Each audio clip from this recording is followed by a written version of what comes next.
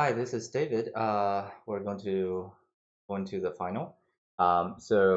This is only like 2 days before the final, so this time it is a little bit late. As a result, I'm not really prepared.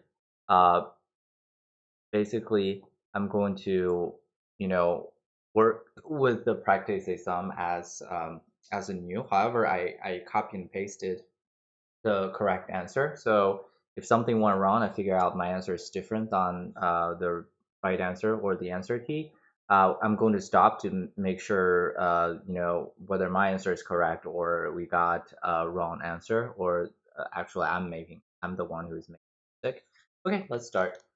Um, Question one: the process by which investment guarantee a certain price to a firm issuing stock or bond is known as what? Well, this is just underwriting, okay? Um, so I can introduce you other terms. The micro lending is just a lending to small business, which is the conventional bank is not going to make loans to. Proprietary trading is just talking about when bank is making investment with their own money instead of using the depositors. That's proprietary trading. Securitization, we're going to, I think question three just says what is securitization, so we're going to talk about that sometime later. Um, Question two, which of the following assets is the least liquid? Okay, so money market mutual fund short term, uh, it's included in M2 actually, so it's super liquid. Treasury bond is a long term bond, so it's worse than money market mutual fund. Stock we trade it on daily basis, and house is really hard to sell actually. So buying or selling house is a very different thing compared to all the other instruments uh, which have a market that is for daily trading, right? So C is a case. Securitization is a process of doing what? Okay, issuing stocks to finance uh, capital spending. That's PO. That's public offering. Reducing risk by decreasing corporate debt loads. I think that's deleveraging or something. And issuing bonds to finance purchase or uh, of equipment and structure. That is just issuing bond. Okay, and converting loans into securities. That's the securitization. Just means I have a loans, but I cannot trade it freely on any market. To standardize it, I'm going to securitization to securitize this loan so that it can be traded on the secondary market. And four, let's see, I'm making the right decision for all of them. So C, C, D, and that's right. So the purchasing power of money, well, it's going to rise when price fall. Okay, so that is saying with a certain amount of money, how much goods you can buy. So obviously, when price is falling, with the same amount of money, you can buy more good. So purchasing power does that. Question five. Suppose nominal GDP is 14 trillion, the money supply is 2 trillion. What is the velocity of money? Okay, so this is just, I think this is from 1014 and 1015. So that is just saying that, well, based on how much money you have, the money times V equals to the nominal GDP. And velocity just means on average for each bill, for each money supply, how many times it has been transferred. Okay, so in this case, since we only have 2 trillion of bills in the market and however 14 trillion of products have been purchased every single year, that just means on average for each dollar goes tenfold each year. So that's B. Question six is if an individual moves money from saving deposit to currency. Well, so this is another standard M1, M2 question. So if you still remember, can I draw it here? No, I cannot. Okay, so I'm going to draw it over here. So M1, where we have C plus checking account, so cash and checking account. Okay. Uh, and for M2, we have M1 inside of it, and we have other stuff, money market mutual fund, time deposit, um, and one more thing, right? And your saving account. Okay. So obviously, when I'm trying to move money from saving deposit into currency, that means M1 increase, saving decrease. However, for M2, since M1 increase and M2 and the saving, which is another component of to decrease, M2 stays the same. So that makes D the right answer. Okay. Number 7, the idea of nominal interest rate rise or fall 1-for-1 with expected inflation is known as what? Well, that's Fisher effect, right? So Fisher effect basically tells us nominal interest rate equals to real interest rate plus inflation rate. Okay. And for idiosyncratic risk, that just means a certain risk that is applies to a single or a few investment options. So, for example, something happens that is only bad for 2 stocks instead of for the whole market. That's idiosyncratic risk. Okay. A market risk is something that goes to the whole market, and systematic risk is just a risk that goes for everything within this economy. A Fisher effect is this equation that tells us when inflation rate goes up, nominal interest rates go up in the exactly same amount. The right answer. For B, federal government decreases spending, doesn't decrease taxes, and the bond supply shifts to which side? Okay, so we're using the bond market. Okay, so we have supply and demand. And remember, the government spending decides the government deficiency, all right, which in turn tells us how much bond government is going to spend. In this case, they reduce the spending, which means the tax revenue is more likely to cover all of their spending. So they need to issue less government bonds. So supply of bond is going to decrease, price goes up, interest rate goes down. Okay, so that means the supply curve is going to shift to the left, and equilibrium bond interest rate is going to fall. So that makes the answer B. And 9, holding the expected return on bonds constant, an increase in the expected return on common stocks would do what? The demand for bonds shifting the beyond curve. What? Okay. So that's another thing. Expectation about other market is going to shift the investment decision in the bond market as well.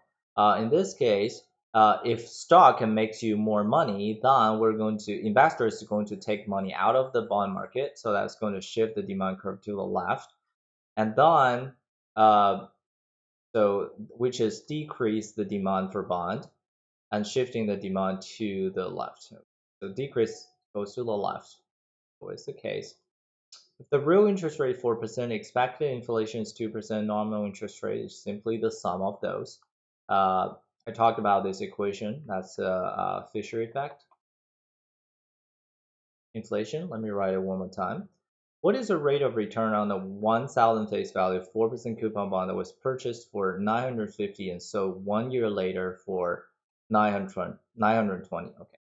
So for 1 year, it's not very complicated. You can just write everything out with a graph. Basically, we spend 950 at the beginning of the year, and 1 year later, we sold it for 920. Since it's a coupon bond, I can collect 4% of the face value, which is $40. Okay, so it's going to be so basically the return is going to be the net income, so which is negative 950 plus the 960 I eventually got, divided by the original price, which is 1/95. So that's pretty close to 1%. That's more than that, 1.05 or something. But we don't really have a good answer for this. So I guess this question is just wrong, unless, let's see, unless if you pick up the nearest one, that's D. So probably Dr. George did this for a purpose. So he just gives you the closest answer.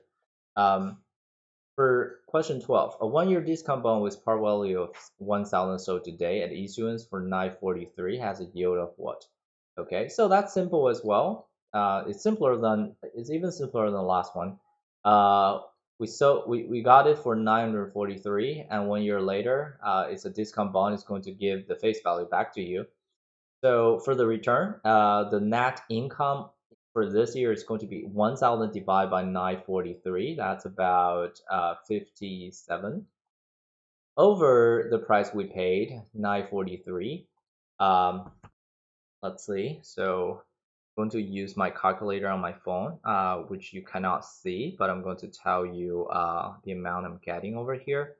So 57 divided by 943, that's about 6%. Okay, so it's about 6%. I think the closest is probably D. And the right answer on my note says in this question, you're supposed to select A. So I'm pretty confident with my calculation. So I guess it's just the options are not right. Okay. Uh, so the right answer is actually 6%. I'm going to write it out. Okay. So that's the right answer. Question 13. Suppose in 2009 you buy 2-year 1,000 face value 2% coupon bond for 990. In 2020, 1 year later, interest rate fall to 2%. If you decide to sell your bond in 2002, what will be selling price and 1 year rate of return? Okay. So yeah, so this is the most complicated calculation for the bond question. Actually, just write everything out and make sure you use all the information that has been given, right? So basically, originally we purchased this thing for $990, and there will be a coupon payment of 2% of $1,000, so it will be $20 every single year. Face value is 1,000. In the end, you're going to receive $1,000. However, and also for the second part, so it's in 2020, the interest rate is 2%. I'm going to write it here. And then what happens is that I sold this bond a year later. So basically, I'm going to have a plus P over there. So to calculate my 1 year return, what happens is like last two questions. I'm going to say, well, I spent 990.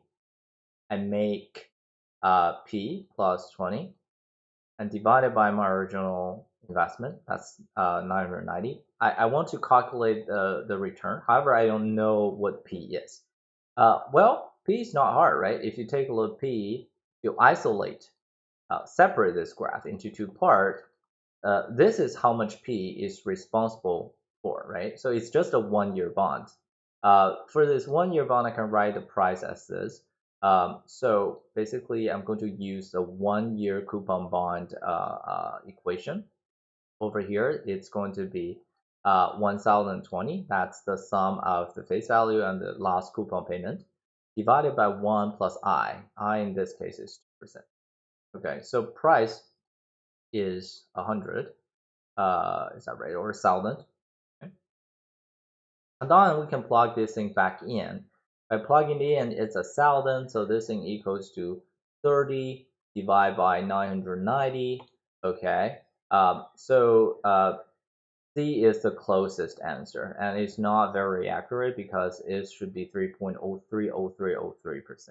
Okay, but in the question, again, the right answer is C. So I guess he probably meant it to give you an answer so that if you made some mistake, you cannot simply check if you cannot simply check. Well, I guess the trick is if you even get the answer but you're not 100% sure about this, you would guess yourself of saying, well, am I getting the right answer or not? Okay, so 14. Which of the following 1,000 face value security has the lowest yield to maturity? Okay, so you guys know about. I should remind you about the relationship between price and face value. Thus tells you some information about the yield to maturity versus a coupon rate. Okay, and has a reverse relation. When price is greater than face value, your yield to maturity will be smaller than CR. So you can apply all of these, trying to determine, for example, the first one, since price is higher than face value, the yield to maturity, I will be smaller than 4%. Okay, and then you can compare all of them. However, I'm going to use an easier method. Okay, I'm just going to I'm just pretend every single thing over here has only 1 year left. Okay, so n equals to 1 year for this question. What happens is that I can calculate how much money I can make with my original investment, right? So for A, I invested 1,200. Okay, so that's what I paid. And a year later, received $1,000 with a coupon payment, 4% coupon rate. That's $40. So eventually, I lost $160, right? So that's so the first option is negative 160 for 1 year, and for B, a 5% coupon bond was priced as 600. Okay, so initially I only paid for 600. Eventually, I got 1,000.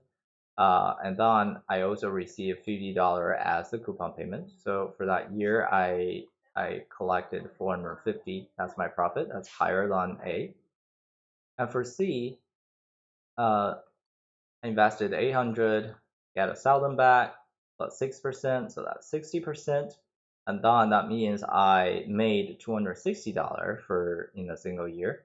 And for D, I paid exactly the same thing as the face value, so they cancel out. My only profit would be the coupon bond, which is $50 over here.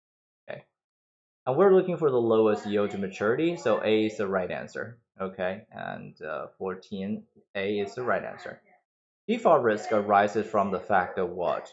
Okay, so well, it's just saying that the borrower cannot make the payment on time. Let's see. Borrowers defer in their ability to repay in full the principal interest requirement by loan agreement. Yeah, that looks what it is. Interest rates are far more likely to go up. That's interest rate. It is inherently riskier to wait for a capital gain than to receive an immediate interest payment. That's the time value of money. The bond price drops when interest rates rise. That's just the negative correlation between interest rate and price. Okay, so right answer is C. And question 16. Suppose that your marginal federal income tax is 20%, yield on 30-year U.S. Treasury bond is 8%. You should be indifferent between buying a 30-year between this Treasury bond and the municipal bond if the municipal bond is paying you what? Okay. So basically, I just need the after federal tax return to be the same. Okay. So if I buy the U.S. Treasury bond, I'm going to make 8%. Okay. And then after paying the tax, the government is going to take 20% away. Basically, my return will be 8% times 80%, right? So that's 6.4%. If that's my municipal bond uh, yield, I'm indifferent between these two. Okay, so C is the right answer. And question 16, that's right. U.S. Treasury security are considered default risk-free instruments. That's right, actually, that's right. Have been defaulted on several times in U.S. history. Not really. U.S. Treasury security has never defaulted before. Other countries' treasury did. Okay, so a lot of them did. Okay, are considered risk-free because their price never changed. The price is changing every day. Have a large default risk premium. Not really. They don't even have default risk, so they don't have default risk premium. So 17A is the right answer. 18. A 1-year and 2-year bond currently pays 1.2 and 1.6%, respectively. What is expected interest rate on a 1-year bond next year according to the expectation theory? So I like expectation theory because how easy it is. Okay, so still I'm going to draw the graph. Since it's a 1-year bond, the 1-year bond is paying me 1.2%. A 2-year bond pays me 1.6%. Okay, so obviously this is what I'm going to look for, all right? So I'm going to write the equation out. So I2T, that's my long-term bond, that's on the left-hand side, will be equals to the average of the bottom, which is 1.2% plus something I want to figure out. So I'm going to say I1 T plus 1 and divided by 2. Okay. And so the I1 t plus 1 equals to, so this is 3.2 must equals to 2%. So D is the right answer. Okay. Question 19. Suppose 1 year, 2 year, 3 year interest rate today are this. Respectively, what is the expected 1 year interest rate 2 years from now according to the expectation theory? Okay. So again, I'm going to draw the graph first to figure out what I'm looking for right now. Okay.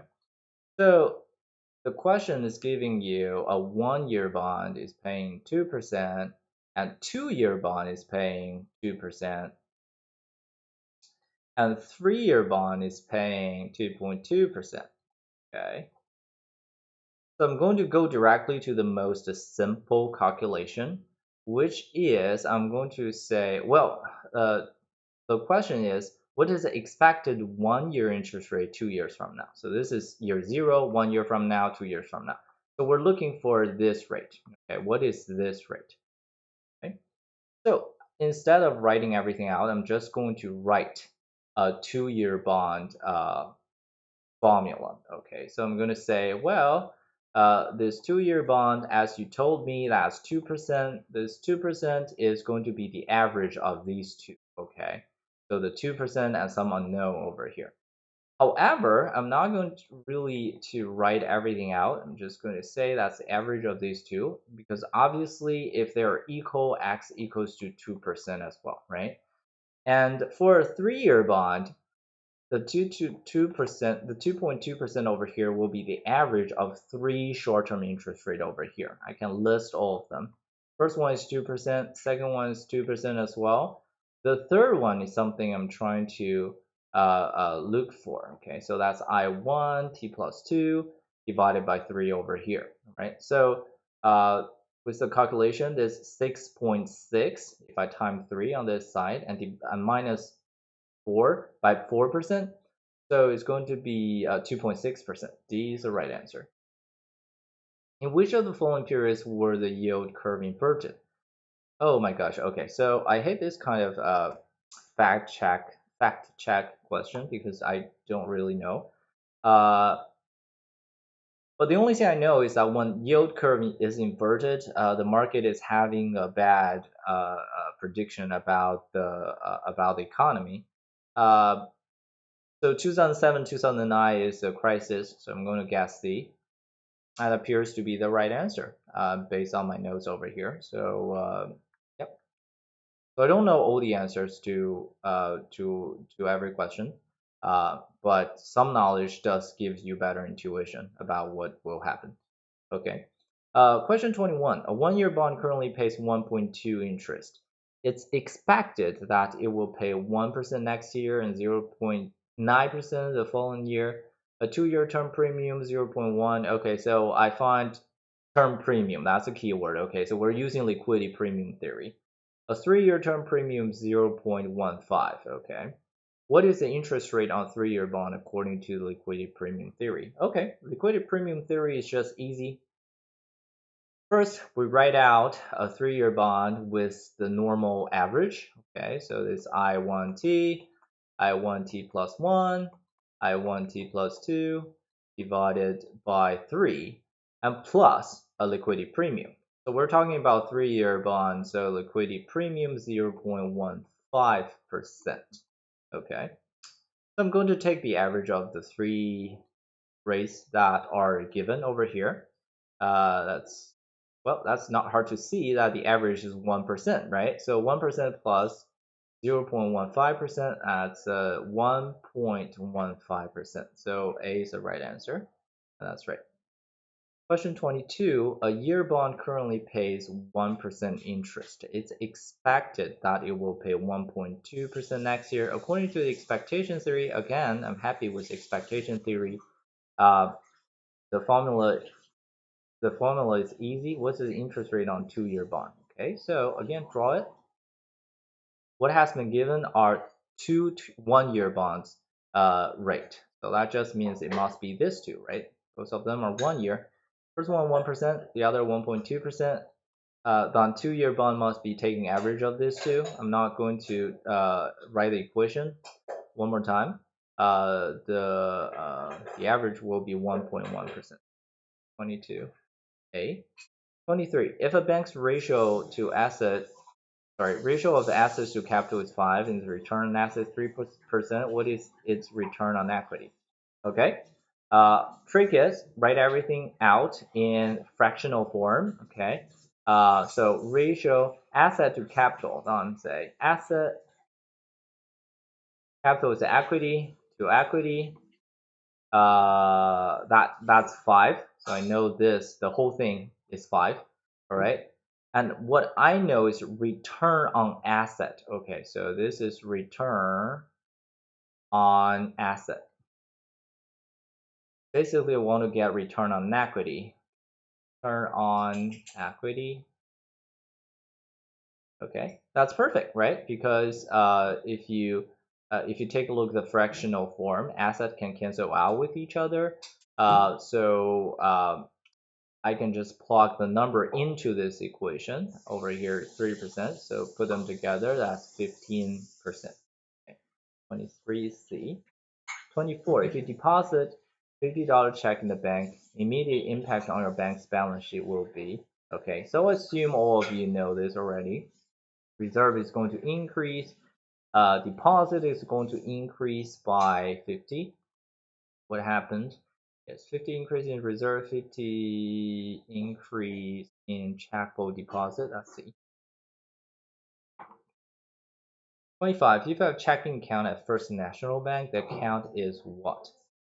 Well, the checking account just means it's deposit, right? It's definitely an asset to you, right? You can use it any time you want to use your money, but it will be a liability for the bank because they have to mark, okay, they own you this much of money over there. So the right answer is A for 25. 26. If a bank has 100 million of checkable deposits, a required reserve ratio of 10% holds 28 million reserve. The maximum deposit outflow it can sustain without running into reserve deficiency. Okay. Key thing: maximum deposit outflow. Always set it as an X. Okay. Briefly, T account looks like this. Deposit is 100 million over here, and the reserve is 28 million over here. We're trying to figure out what is the maximum deposit outflow we can take, all right, with the reserve ratio of 10%.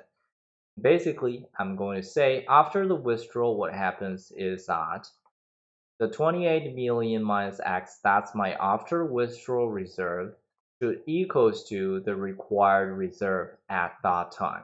What is the required reserve at that time? It will be 10% of the deposit at that time, which is 100 million minus X over here. Okay, to solve this, I'm going to get rid of this 10% first. So I'm going to multiply both sides with 10.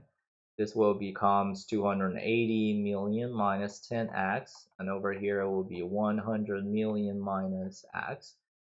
Moves x together, this will be 9x equals to 180 million. So x is 20 million, and so A is the right answer. Your bank 27. Your bank has the following balance sheet. Okay, reserve 12, security 25, loans, blah blah. What happens to it is that required reserve is 10%. What will be the size of this bank after $8 million deposit outflow if it just meets reserve requirement by selling securities? Okay, so somebody take $8 million away from the bank. What happens at the checkable deposit? We're going to take 8 million off, so that becomes 92. And over here we have to pay them cash, so 8 million drops of reserve, that makes it 4 million.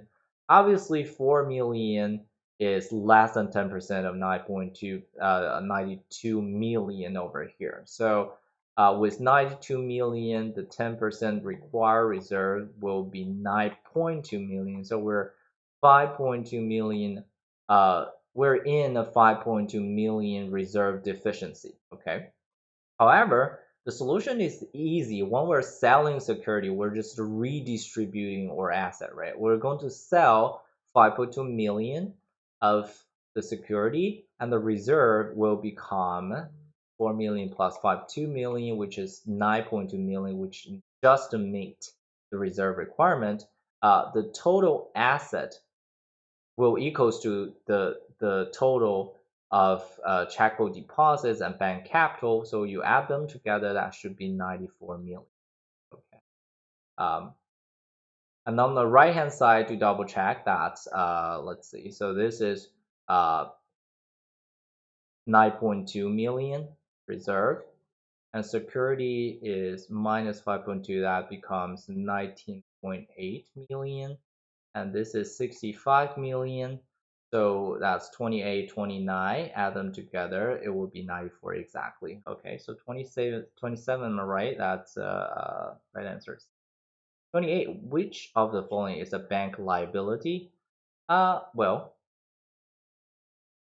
C. Right, deposit is definitely a liability. Consumer loan, they expected to their customer to pay back.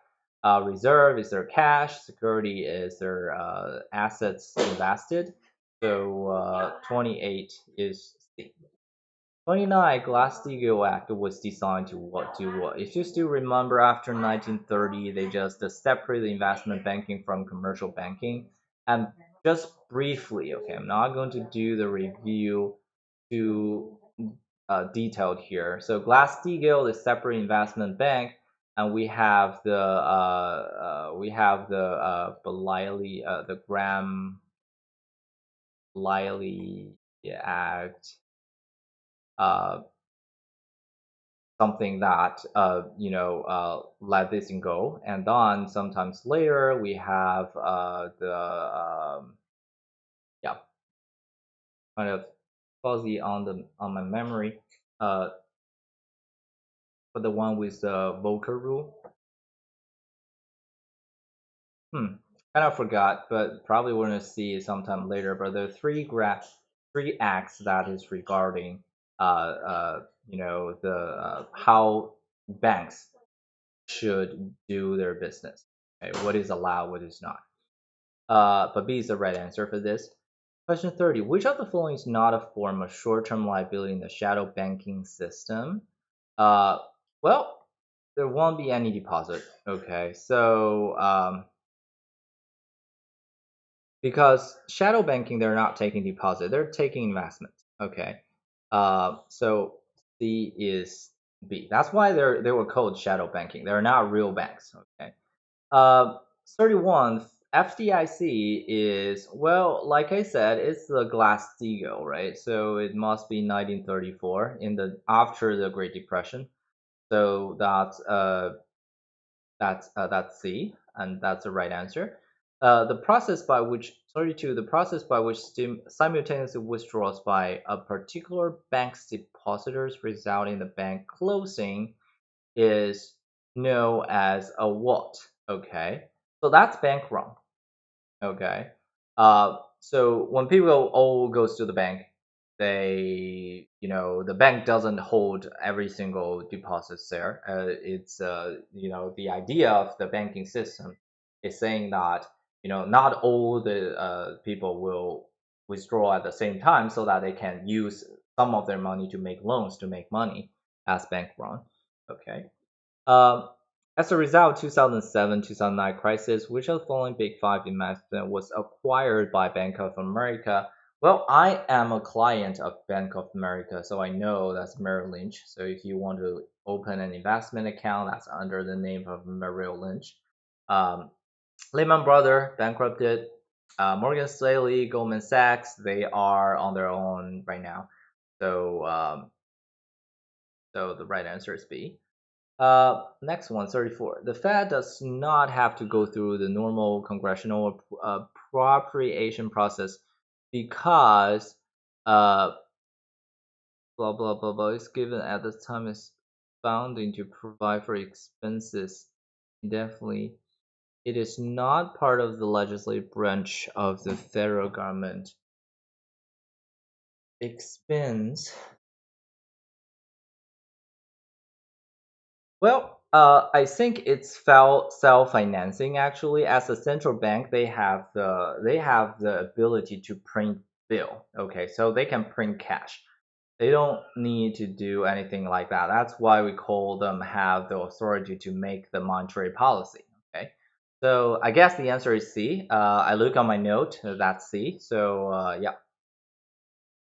And 34, which of the following is not considered one of the four groups in the Federal Reserve System? Oh, I remember this question from before. So Federal Reserve Bank is definitely one of them. And yeah, FDIC is something different. FDIC created by the wait a minute, we just do yeah, the FDIC is enacted was created with the Glass-Steagall Act, right? Remember? So to prevent the bank run. So if you have less than $250,000 in your banking account, and if that bank goes bankrupt, you have no worries about your money because the FDIC is going to cover if it is if your bank if is FDIC insured bank, right? So, but it is not under Federal Reserve System. Okay, it is an independent company, right?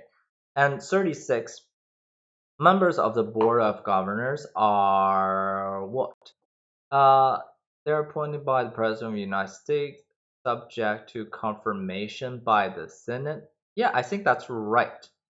Members of the Board of Governors are the executive branch of the Federal Reserve. Uh, elected, I think A is right, but let's take a look at other options because I'm not 100% sure. Elected by the district bank president. Oh, that's not right. Nope, I don't think those bank pres- presidents were elected to do some FOMC meeting to vote for the monetary policy, but I don't remember they elected any board of government, so I don't think that's right. And appointed by the SEC, no, there's nothing in Fed that is controlled by the SEC. Okay. Appointed by the National Monetary Commission? No, there's no government. Remember, Federal Reserve System is super independent. So any option that is going to violate that uh, uh, that rule is wrong. Okay, so 36, I think A makes the most sense. I think, yeah, I'm right. 37. If the required reserve ratio is 10%, currency circulation is for, okay, that's a classic one. Uh, let's see, what's the question? Monetary base. Well, monetary base is easy, right? So monetary base is just how much money have been printed. In the equation of money multiplier, it's just money supply divided by monetary base. So it's just this.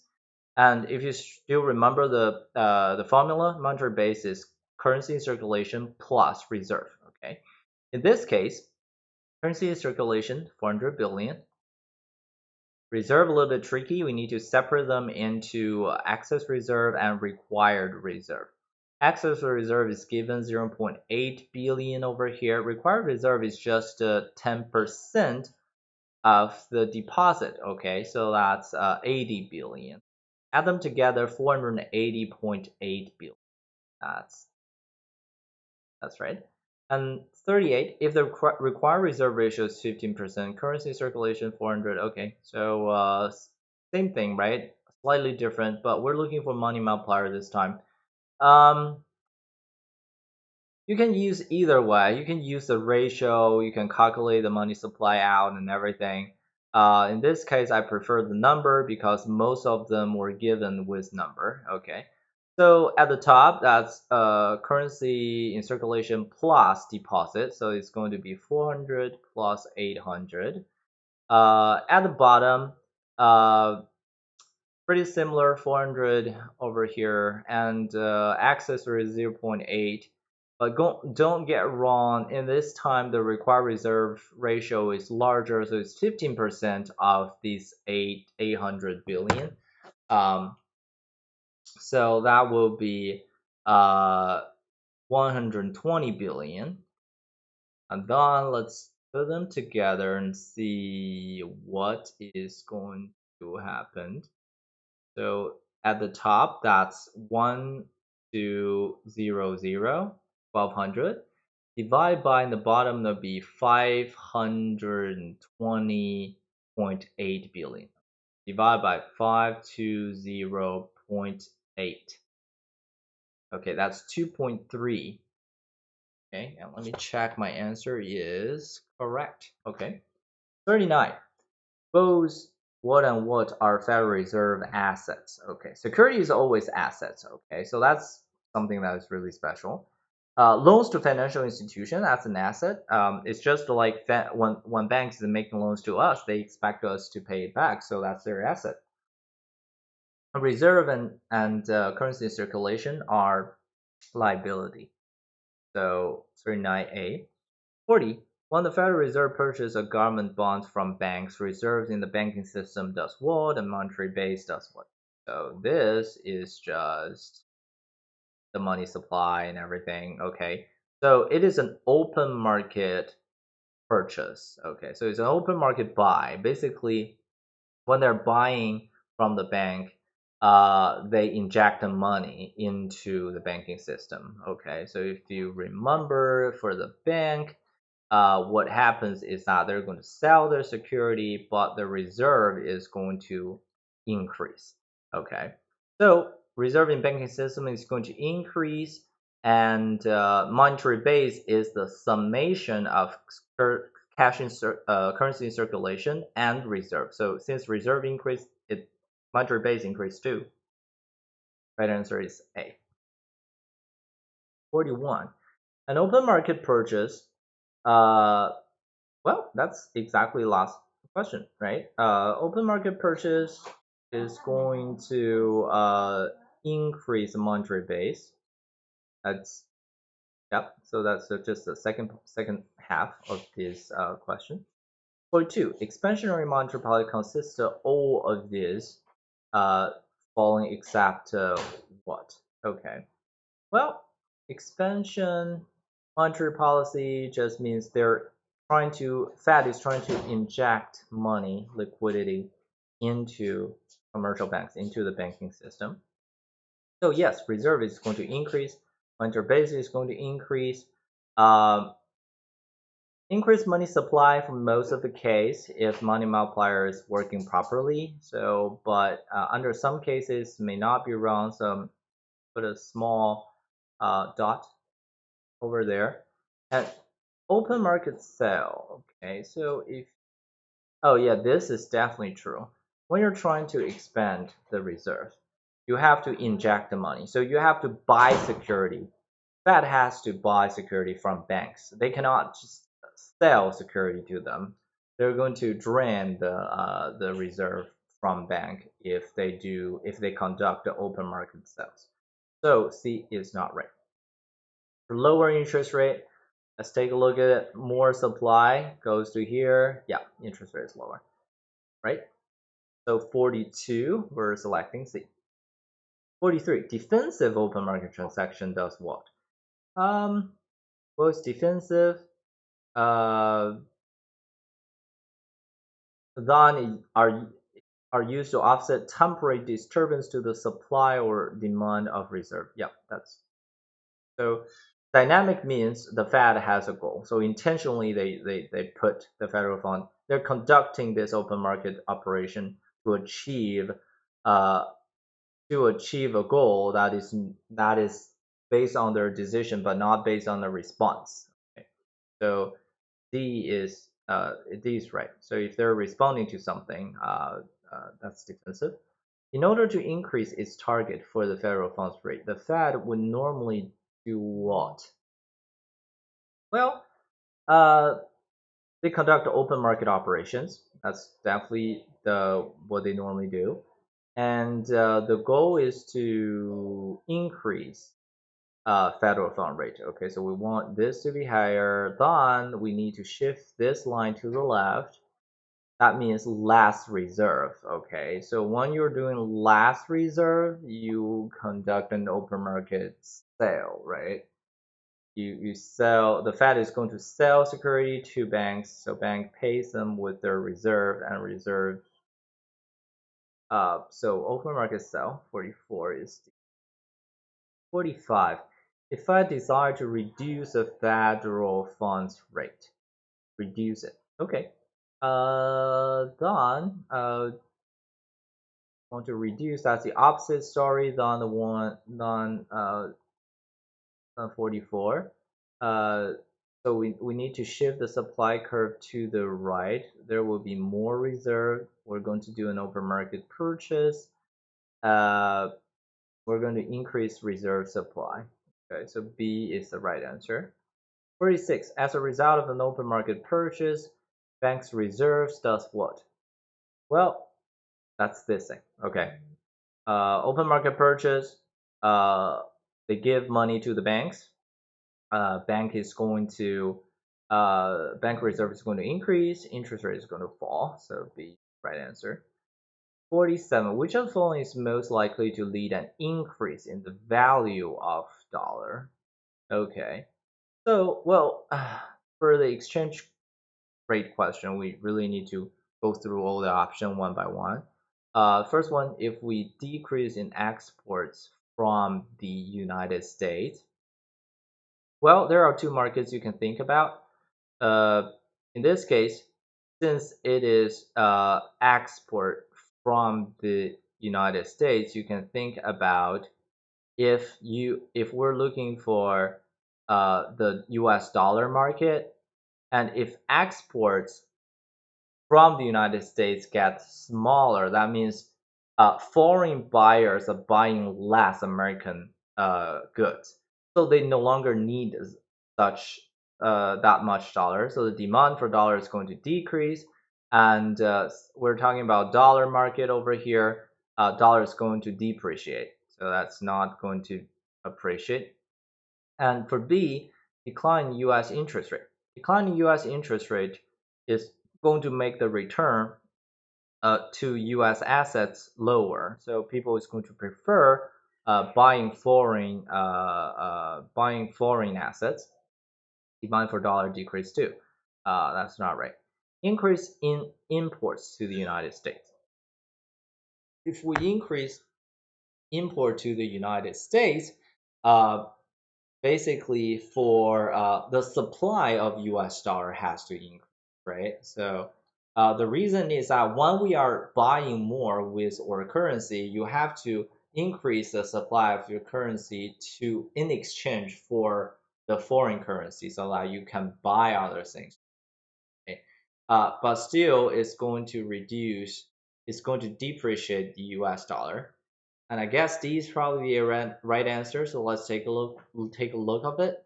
Increase in U.S. interest rates compared to foreign interest rate. Okay, so that makes U.S. assets return to be higher. So demand is going to increase. On the U.S. dollar is going to appreciate. Which of the following would take place in the foreign exchange market if there is an increase in the demand for products made in the United States? Well, which one take place? Okay, so every single thing are talking about the supply of dollar, demand of dollar, or demand of dollar. So this is definitely talking about the dollar market.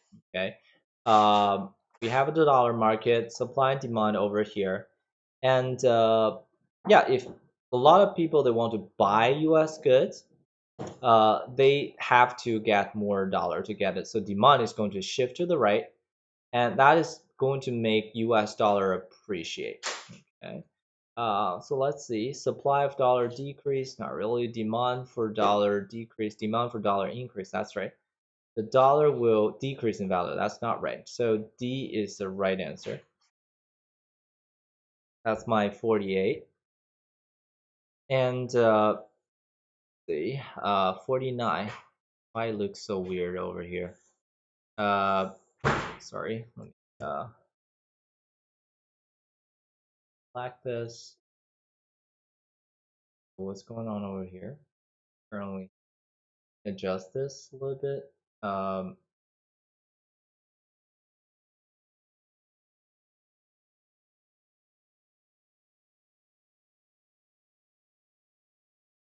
Okay, too weird, but let's work with it.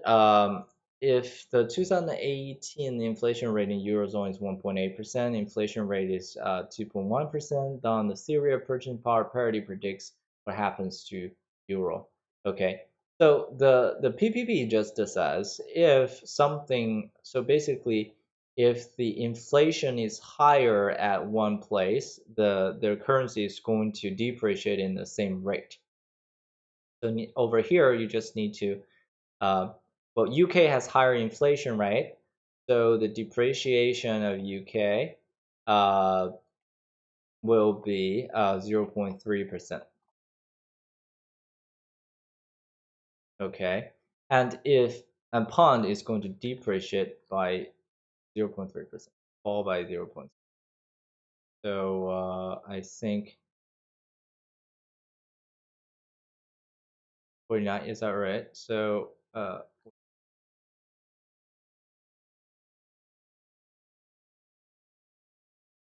Eurozone is 1.8%. Oh, wait a minute. So yeah, pound, the value of the euro in terms of bond. Okay, sorry. The value of the euro, yeah, if pound is depreciated by 0.3%, then euro is going to appreciate by 0.3%. So it's going to rise by 3%. Right. So yeah, it's really easy to, somehow just forget about which currency we were talking about. So be really careful with it.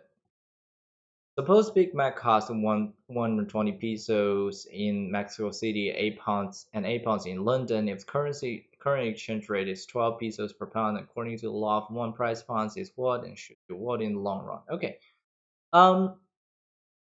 Right, so we're going to assume that the current exchange rate, so 12 peso per pound, that is going to approach the fundamental value. Okay, the way to calculate the fundamental value is to use a product or a package of products to see what is the ratio between those two prices. In this case, it's going to be 120 pesos divided by 8 pounds. That's going to be 15 pesos per pound. So obviously, in the future, 1 pound is going to get more pesos. So pound is going to appreciate. So price bond is right now, if it's going to appreciate, that means it is undervalued right now. It's going to appreciate in the future. So the right answer is C in here. Is that right? I don't see the answer over here. So which one is my 50? So this is 51, right? I saw the answer. That's A. But let's see. Does it make sense? One price. One is going to. No, I don't think it's going to make sense because if something is undervalued, it will appreciate it in the long run. All right. So this thing doesn't get along. It won't be right answer. Same thing for B. If it is overvalued, it won't appreciate in the future. It has to be opposite, right? So yeah, I think we're having a wrong answer over here. The right answer should be C over here. And 51. According to the law of one price, what must be exchange rate between dollar and peso if bottle Corona costs 4.5 US dollar in the US and 12 pesos in Mexico? Okay. Yeah, same good. Under the law of one price, same good, same price, right? So if we write it out, let's see. Dollar per peso, it's going to be 4.5 US dollar divided by 12 peso. Let's see. So it's going to 4.5 divided by 12. That's $0.375 per peso. So I think the right answer is B over here. 52. If a British automobile sells for 40,000 pounds and $1 buys 0.8 pound, then the dollar price of the automobile will be what? Okay, my suggestion of not making mistake is just to stick the units with it. Okay, unless you can cancel it out, right? In this case, we have it in pounds. That's 40,000. We're going to write out this. So for each dollar, we can buy 0.8 pounds. So if you take a look, if you write it out, that is 0.8 pounds per $1, right? We want to cancel out this pound. So basically that means we have to divide 40,000 with 0.8. So in this case, you write it out, the unit itself, this thing cancels out, all right? And this 1 over dollar, since we're using one, we're going to reciprocal of this, that is going to be the dollar sign, okay? And in this case, 40,000 divided by 0.8. 0.8 is 4/5, right? So it's going to be 50,000. I think the right answer is A, right? A change in the dollar value of the British pound from 1.6 to $1.5 represent what? Let's see. Of the British pound. Okay, so um, the British pound will get us less US dollars. So the pound is depreciating, and US dollar must be appreciating, right? So appreciation of dollar relative to bond A is correct. The main difference between a sterilized intervention and unsterilized intervention in the foreign exchange market is what? Well, a sterilized intervention does not change the monetary base. Let me briefly talk about the sterilized intervention. So basically, if so, this is say United States Fed, and we have asset liability. When they're selling, for example, Euro, what they're going to do is that they're going to trade it with somebody else in the foreign country and say, hey, let me give you some euro, and based on some exchange rate, they're going to receive some reserve. However, since reserve, if it belongs to the bank, so cash, when cash belongs to the Fed, that means this cash is neither the reserve of a commercial bank nor the cash in circulation, right? So it just gets away, right? So you have to minus reserve. Under these circumstances, that is non-sterilized, okay? So when there's no sterilization, the monetary base is going to decrease because reserve decreases. However, with the sterilization, what is going to happen is that Fed is going to conduct an open market let's see, open market purchase from other commercial banks. So they're going to increase security, and by doing that, they're injecting this money back into the banking system, and this thing cancels out. The monetary base is not going to change. Okay, so sterilized intervention does not change the monetary base, while a non-sterilized intervention will. So question 54, right answer is B. The sale of foreign asset by a central bank accompanied by an open market purchase of securities of the same size, that's a sterilized intervention as introduced above. 56. A purchase of foreign assets by a central bank has the same impact on the monetary policy as doing what? Uh, well, it's as you can see, it reduced the reserve, right? If I No, wait a minute. A purchase. Okay. So sorry. When we're buying, say, foreign asset, let me use euro and US dollar one more time. You have to issue more US dollars. So reserve is going to increase, right? So that's exactly the same thing as conducting an open market purchase. Okay. So uh, is that right? 50, yeah, 56, that's C. Because when you're buying uh, securities, security is going to go up and reserve is going to go up. That's for the Fed. Okay, so both will increase reserve. 57. When the Fed sells foreign assets and buy domestic assets at the same time, what will happen? Okay, so that's another T account problem. Uh, when Fed sells foreign asset, their foreign asset account is going to decrease, while their reserve is going to decrease as well. But when they're buying domestic asset, so for example, security is going to go up. They have to pay the bank to get it, so reserve is going up. So this cancels out, right? So the composition of the asset is going to change, but liabilities are unaffected. I think 57 is C. That's right. 58. If a central bank uh, wishes to raise the foreign exchange value of its currency, it will do what? Um, well,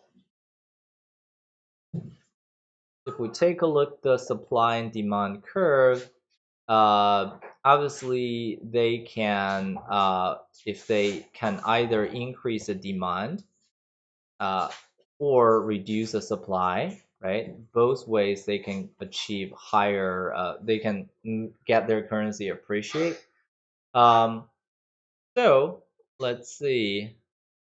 But we do have sell and buy domestic currency and buy or sell. So these are reverse answers. So the right answer must belongs to one of these, right? So let's just take a look at them first. Uh, if we sell domestic currency and buy foreign asset, what will happen is that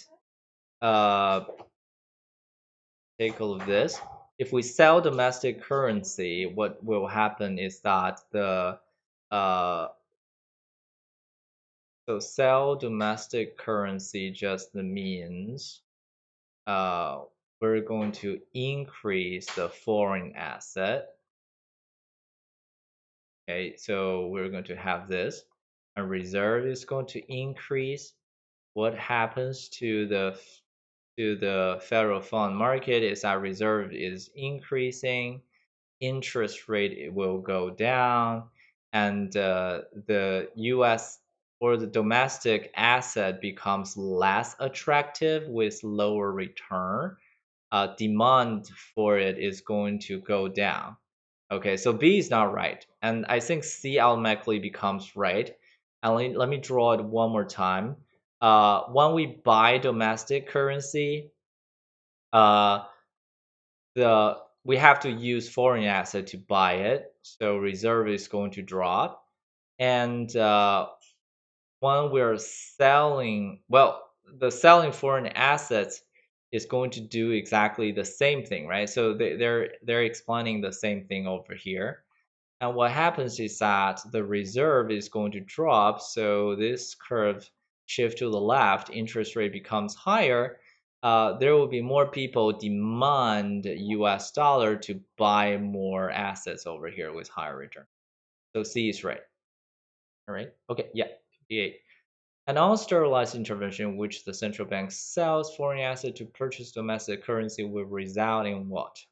So, okay, again, same thing. We sell foreign asset. So foreign asset is going to be lower, and reserve is going to be lower. When reserve is lower, this thing should shift to the left. So there will be higher domestic interest rate. That's right. That's B. For number 60, last one. Under a fixed exchange rate regime, if a country has an overvalued exchange rate, then its central bank's attempt to keep its currency from what will result in a what of international reserve. Okay. Well, the fixed exchange reserve looks like this, basically. Okay. Uh, so the country is going to say, well, my currency is going to stick with a foreign currency. So, for example, the U.S. dollar and Hong Kong dollar, right? There is a fixed rate over here. Okay. And the key thing over here is to determine what is an overvalue, right? So basically, whenever you want to do exchange with a fixed exchange rate regime, you have to use this rate as the right one. When your currency is overvalued, that just means the intersection of the supply and demand in real market is above it. That means your currency is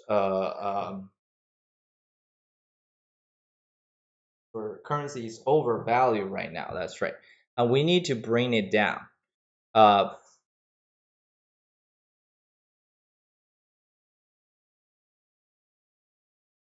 so, uh,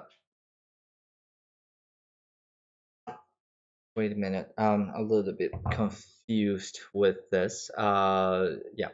So if a country has an overvalued exchange rate, uh, oh yeah, yeah.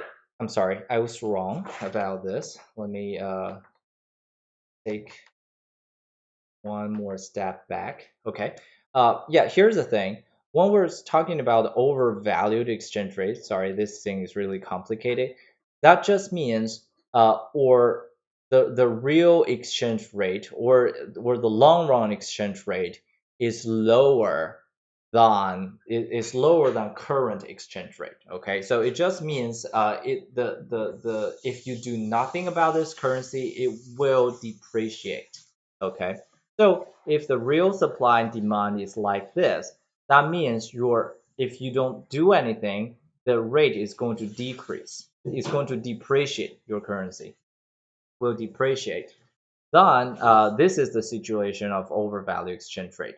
So right now, if the central bank wants to bring this real interest or the long run interest rate, long run exchange rate back to the fixed value, what they can do is that they can increase the demand. Okay, so they don't want uh, their currency to depreciate. Oops. What they can do is that they can increase the demand for their currency. And how can they do that? They're going to do they're going to conduct. All right. So wait a minute. So what they can do, I'm sorry, I used too much space.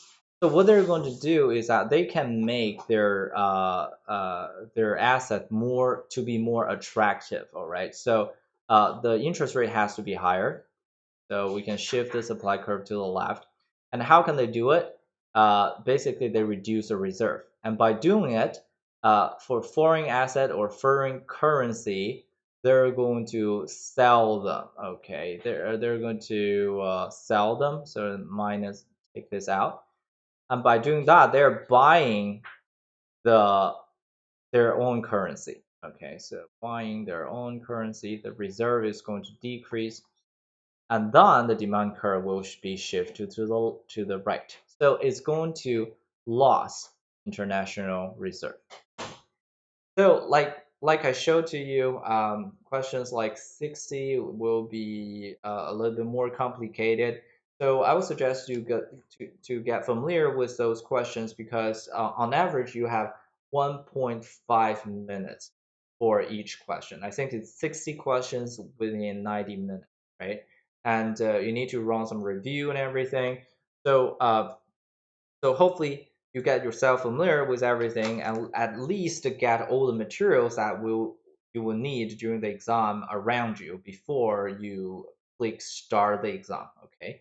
And good luck everyone. If you have any question, just send me an email or try to make an appointment with me on Zoom. Bye.